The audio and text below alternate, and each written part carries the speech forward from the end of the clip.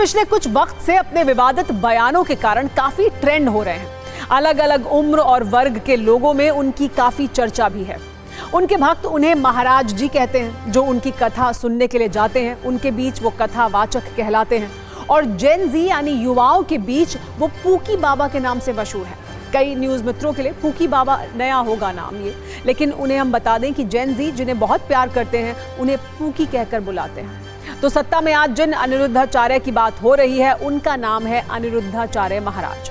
ये वृंदावन में गौरी गोपाल आश्रम के फुल टाइम कथावाचक हैं और आजकल पार्ट टाइम परिधान पुलिस की भूमिका में हैं, जो महिलाओं पर विवादित बयान देने में काफी व्यस्त हैं। महिलाओं को क्या पहनना चाहिए, कब शादी करनी चाहिए, लिव इन में रहना चाहिए या नहीं, ऐसे विचार उनकी जुबान से नॉन स्टॉप निकल रहे हैं और इस पर अलग अलग तरह की पंचायतें बुलाई जा रही हैं। चेतावनी सभाएं हो रही हैं जिनमें अनिरुद्धाचार्य की भाषा की आलोचना हो रही है और उनकी सोच पर गंभीर सवाल उठाए जा रहे हैं।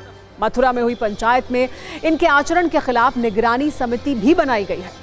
संतों की एक गरिमा होती है, एक संयमित भाषा होती है, एक मर्यादा होती है, लेकिन पिछले कुछ दिनों में अनिरुद्धाचार्य ने महिलाओं के लिए जिस तरह की भाषा का इस्तेमाल किया है उससे लगता है कि उनकी वैचारिक सेटिंग बिगड़ गई है। क्योंकि आपने भी देखा होगा कि जब गाड़ी में सेटिंग बिगड़ जाती है तो वो आवाज़ करने लगती है और गाड़ी को फिर वर्कशॉप में लेकर जाना पड़ता है, उसकी ज़रूरत होती है।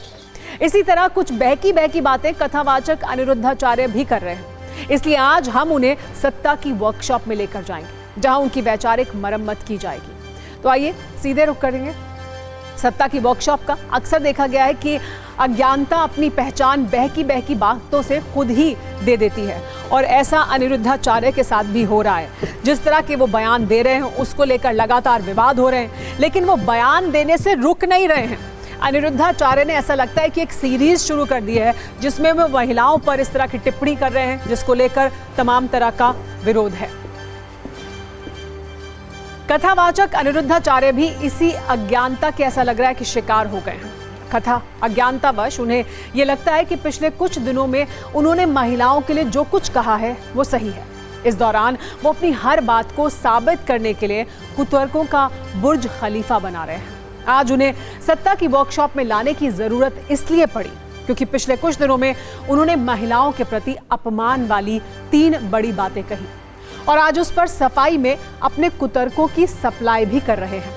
तलाक देकर दूसरे मर्द के पास जाने वाली महिलाएं चरित्रहीन हैं और बार बार पति बदलना वैश्याओं के लक्षण है। कई लड़कों के साथ लिव इन में रहने वाली महिला चरित्रहीन होती है।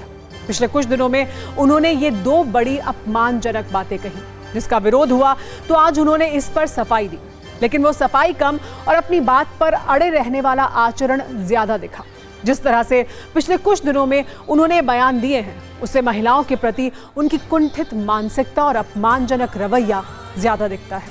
इसीलिए आज सत्ता की वर्कशॉप में उनके वैचारिक मरम्मत के 3 हथियार इस्तेमाल होंगे। पहला औजार हथौड़ा होगा जिससे हम उनकी कुंठित मानसिकता पर चोट करेंगे। दूसरा औजार पिलास होगा जिससे उनके विचारों में फंसे हुए जंग लगे नट बोल्ट को बाहर निकाला जाएगा और तीसरे औजार के रूप में हम संयम वाली ग्रीस का इस्तेमाल करेंगे जिससे उनके तर्कों पर लगे कुतर्कों वाले जंग को साफ किया जाएगा। अनिरुद्धाचार्य जैसे कथावाचकों की सोच अक्सर उस दूषित मानसिकता से प्रेरित होती है जिसमें महिलाओं को एक सीमित भूमिका में देखने की आदत रही है, जैसे घर गृहस्थी, सेवा या पुरुषों के अधीन रहना। उनका उद्देश्य धार्मिक प्रवचनों के नाम पर अपनी रूढ़िवादी विचारधारा थोपना और उसे धर्म का नाम देना होता है, जबकि असल में ये धर्म की नहीं भेदभाव की भाषा है। अब जब अनिरुद्धाचार्य के इन विचारों का विरोध हो रहा है तो ये तर्क दे रहे हैं कि मीडिया उन्हें टारगेट कर रहा है। उन्होंने महिलाओं के खिलाफ कुछ भी गलत नहीं बोला है। कथावाचक अनिरुद्धाचार्य के बयान से अब संत समाज चिंतित हो रहा है। वृंदावन में उनके खिलाफ महापंचायत का आयोजन किया गया। इसमें उन्हें संयम बरतने की सलाह दी गई। एक निगरानी कमेटी बनाई गई जिसमें 11 सदस्य होंगे और वो ये देखेंगे कि उनकी बातें मर्यादापूर्ण हो। हालांकि कुछ संत ऐसे भी हैं जो ये कह रहे हैं कि संतों की बातों को तोड़ मरोड़ कर पेश नहीं करना चाहिए, यानी बयान को तोड़ मरोड़ कर पेश करने वाला तर्क यहाँ भी आ गया। महिलाओं का आचरण अच्छा है या नहीं, ये तय करने का अधिकार अनिरुद्धाचार्य को किसी ने नहीं दिया।